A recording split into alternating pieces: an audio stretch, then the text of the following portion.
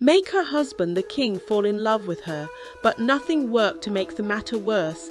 King Adel married 10 more wives after her, and all hopes of having his attention faded away. The only source of joy that kept Queen Adel going was her son Prince, and so she decided to pour all her love and affection into her son. After all, she couldn't compete with her husband's 10 wives. She loved her son so much and got unhealthily attached to him.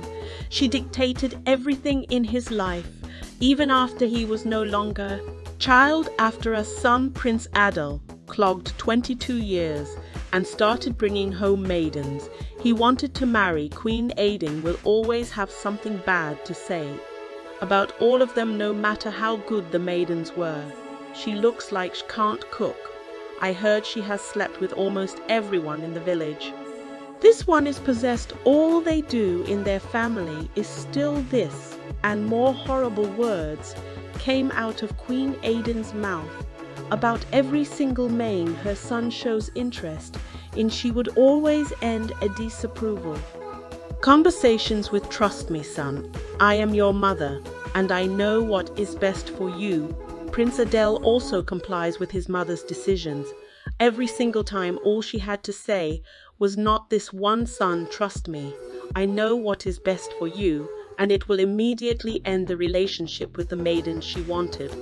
Her son all to herself, and did a thing in her power to keep him tied to her apron strings. She believed that once her son gets married, his wife will take her place and all the attention she gets from her son. There came a time Prince Adel started a love relationship with a lady called Arque. Before choosing this time around, he made sure to pick someone who he felt ticked all his mother's boxes, and Standard AR was a famous food seller in the village, known and praised by all for her decency and great cooking skills. She was also very beautiful and respectful. After 3 months of their relationship, Prince Adel finally took AR to the palace to meet his mother. As soon as she saw Queen Adel come in, AR went on her knees. "Good afternoon, my queen," AR said politely. Queen mumbled something that sounded like "good afternoon" incoherently. She had a big frown on her face. She was sure her son had brought another girl he would like to marry. "Mother, this is AR. She is that famous cook chief I talked about. I would be beyond lucky to have her as my bride. Don't you agree?" Mother Adel joyfully asked his mother, who looked lost in thoughts of how she could get her son to end this relationship with our Mother. Adel called out to Queen Adel, who instantly pretended she had a headache. "Have a serious headache. I think I might be coming down with a fever," she added. "May the god forbid, mother. Let me quickly get the palace physician," Adel said, while rushing out. Quickly moved a wooden stove closer to Queen Adel and placed Alex on it. She asked the palace maids for where to get drinkable water and brought a cup to the queen. In Ar's little way, she did everything she could to make Queen Adel feel better, but throughout this event, all Queen could think of was how to destroy AR and get her off her beloved son. The following day, Prince Adel went to check on his mother. "How are you feeling today?" Mother Adel asked. "I am much better, my son," she replied. "I brought you some fruit juice. I made sure to juice them all by myself," he told his mother. Queen ticked him, and as he was about to leave her chambers, she stopped him. "My son, I would like to discuss something with you." "What is it?" Mother Adel asked. "It is about the maiden you brought yesterday." "Adel, you can't marry her." "But why? Why can't I marry AR?" Adel said to his mother, looking so confused. "I can confidently say AR is the best May currently in this kingdom. She is beautiful, respectful, decent, and a very good cook, mother. What more could you seek for in a daughter-in-law?" Adel added, "I am your mother. I know what is best before you can I deceive my own son, whom I breastfed for years?" Queen Ad fired back while beating her chest and felt weak in his knees after his mother made the last statement and apologized for arguing with her after. Apologizing, he asked his mother, "A question I trust your judgment, mother, but can you please give me just a reason why AR isn't good for me?" Ad looked at him and sighed because she Isanan Ad couldn't believe his ears. He wondered how being an Oran makes one unsuitable for marriage. He tried to make his mother change her mind, but she got angry instead. "You are a prince. You can't just take any bride without proper investigation into our lineage, what they do, their way of life, and everything. We can't trace AR's family. She might be a marine spirit. What if there is a disease plaguing our lineage?" Queen Ad screamed every flimsy excuse she could get from her head at her son concerning AR, but deep down, she just wanted to keep Thild she had on her son. "I understand you, mother, and I know you are just looking out for me, but there is a solution to all you have stated," Adele said calmly. She cried, "But am I ready to face this incoming hell of the life?" AR asked herself every single day. Prince, on the other hand, went over to his mother's chambers and shared the good news. Queen Ad almost fainted on hearing the news. "Our world came crashing down.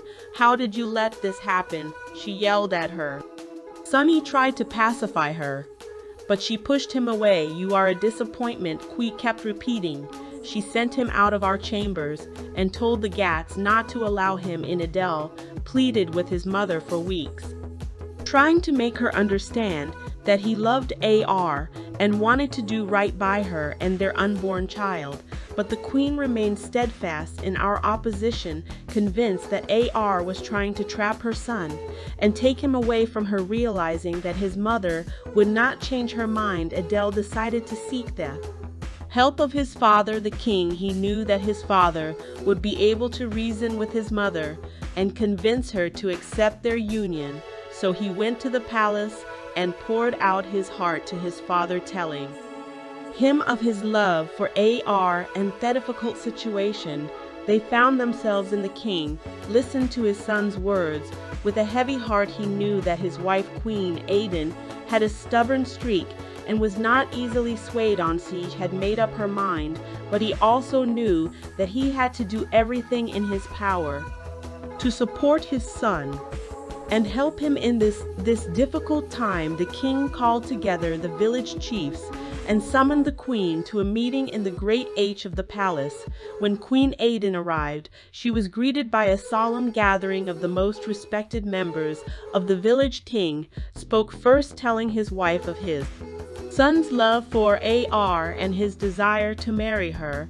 He pleaded with the queen to reconsider our stance and to give a blessing to the marriage, because it was important for D to do right by AR and their child. At first, Queen Ad refused to listen, her heart adding against the pleas of our husband and the village chiefs.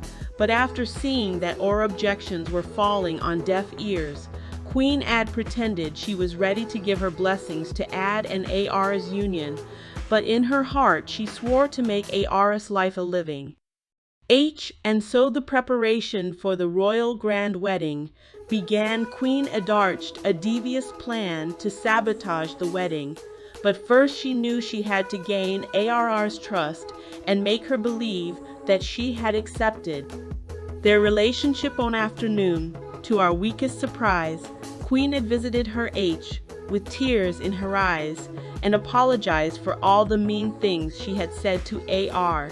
She claimed to have had a change of heart and wanted to make amends before the wedding. Deep down her wasn't convinced by this sudden move by Queen Ad, but she believed that everyone deserved a second chance, especially someone who was going to be a mother-in-law.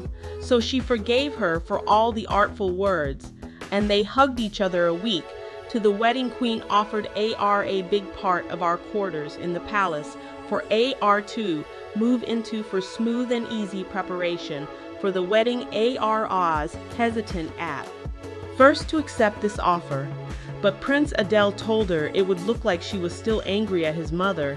So 2 days to the wedding, Arque moved into the chambers the queen had offered her. Queen had welcomed her, and as a gesture of goodwill, Arque decided to show her how beautiful her wedding dress looked.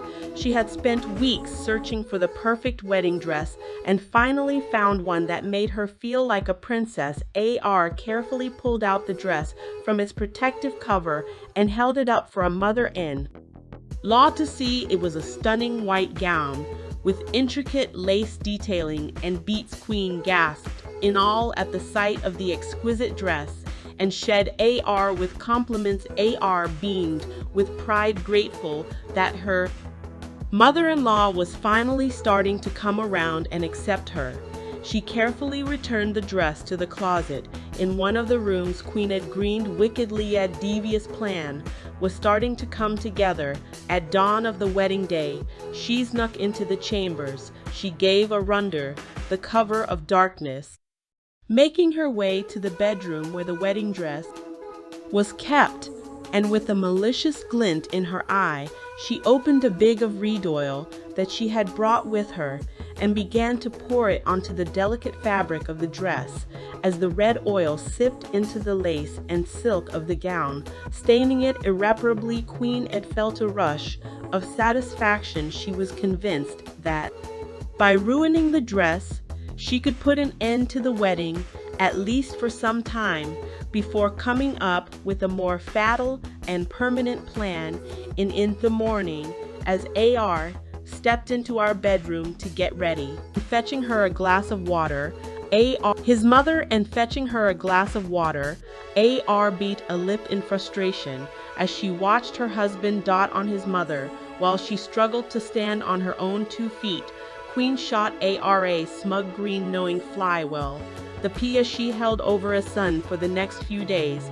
Queen made herself at home in Anders' house. She refused to lift a finger to help around the house, claiming she was too weak to do anything. Instead, she demanded that Prince Adel wait on her hand and foot, bringing her meals in bed and fluffing her pillows just so. Arque tried to keep her patience, knowing that Adel felt obligated to care for his mother. But as the days turned into weeks, a mother-in-law's behavior became increasingly unbearable. She made snide comments about Arque's cooking, criticized the way she decorated the house, and even went so far as to rearrange the furniture in the living room to a liking. But the worst part of it all was how Queen had monopolized her son's time and attention. Every spare moment he had spent with his mother, listening to our complaints and tending to our every need, felt like a second-class citizen in her own home, pushed to the sidelines while her husband lavished his attention on his wicked mother. One day, Arque had finally had enough. She confronted Prince Adel about his mother's behavior, pouring out her frustrations and in him to see how his mother was manipulating him. But Prince Adel was blind to his mother's faults, choosing to believe our very word over Arque's protest. "I can't believe you are treating my mother this way," Prince Adel said, glaring at Arque. "She's sick and needs my help. Can't you see that?" With tears in her eyes, Arque stormed out of the room. The following day, Queen Ad saw Arque eating, and immediately she said, "No wonder you look so fat. It is because you eat too much." Arque felt triggered, but tried so hard to keep her cool. She pondered day and night, thinking of the solution to the nightmare. She found herself in her mother-in-law is making a marriage a living LC, complained about everything, called her a bad cook, dirty girl, fat pig, and every mean thing one could think of. But above all this, our husband doesn't have a time, despite being pregnant solely because of his mother. 3 months after Queen finally left her son's home, was finally having a bit of fresh air and eagerly awaiting the birth of her child, when her mother-in-law struck again. This time Queen went to extreme length to ensure that Adel would never leave her side. She connived with the palace physician, claiming that she had a terminal illness, and only had a few months left to leave Adel devastated by the news. Immediately rushed to his mother's side, leaving her alone and scared. In their home that same night, Arque went into labor. She found herself faced with an impossible choice. She was unable to reach Adel, who was busy attending to his mother's supposed illness, but was a strong and determined woman, and she knew that she had to fight for herself and her child with the help of the 2 royal guards stationed at their house. Arque managed to make it to the midwife's H, where she gave birth to a beautiful baby girl, and as she held her daughter for the first time, Arque felt a surge of strength and determination there, and then she came up with a plan to solve her problems with her husband and mother-in-law. When Adel finally arrived at the midwife's H, he was greeted by a beautiful sight.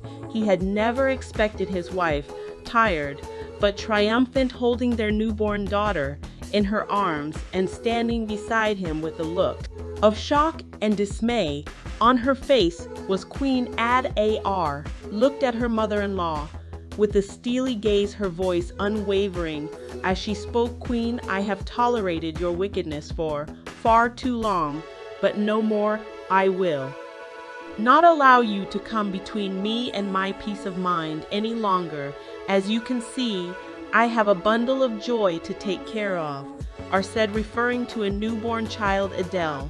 "We are leaving this village and starting anew in a different place. You can choose to come with us, or you could choose to stay behind with your mother. The choice is yours," Arque added, firmly. Turnham missed the 3 most important people in his life.